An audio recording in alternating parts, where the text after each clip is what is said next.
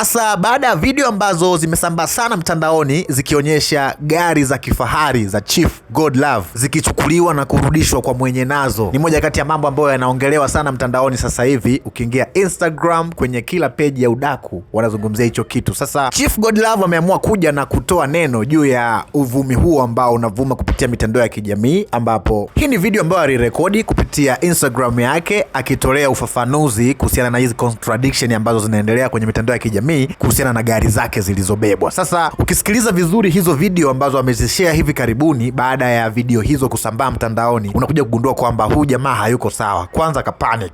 Unajua bei ya hii boot $3,500.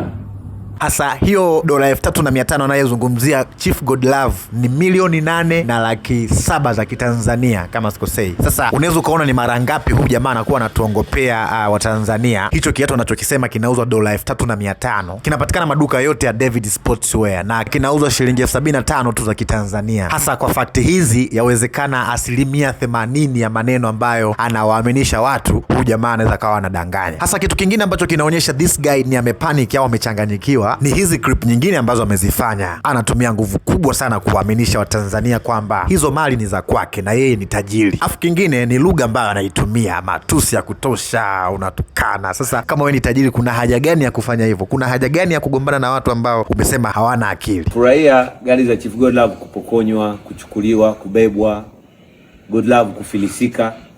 Haya, si afadhali hata huyo Chief Godlove sasa aliwahi kuwa na hata hizo gari. Tufanye ni kweli sasa zimechukuliwa. Wewe faida yako nini unavyochekelea?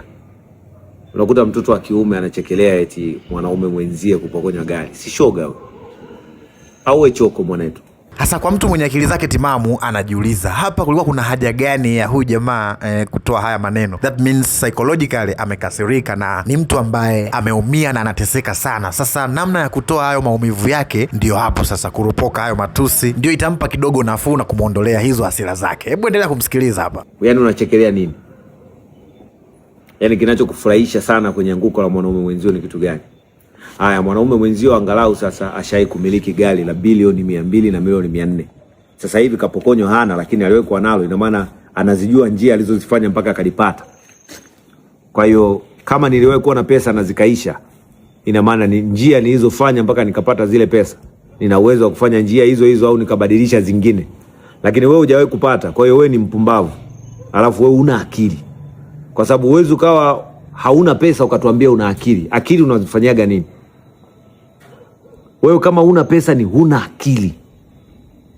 Na mtu ambaye hana akili hawezi kuniambia chochote mimi. Yaani wewe utaingia kwenye mtandao, utacheka, utafurahia gari za Godlove kuondoka, lakini huna cha kuniambia. Wewe ni maskini bado.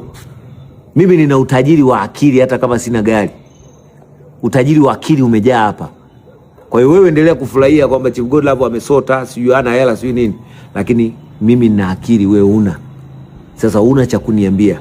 Afadhali kama hela nimewahi shika ninazo, kama magari nishe kumiliki na bado mengine ninayo. Si nimesema watakuja kuchukua, watume nao waje wachukue hizo gari. Kata video.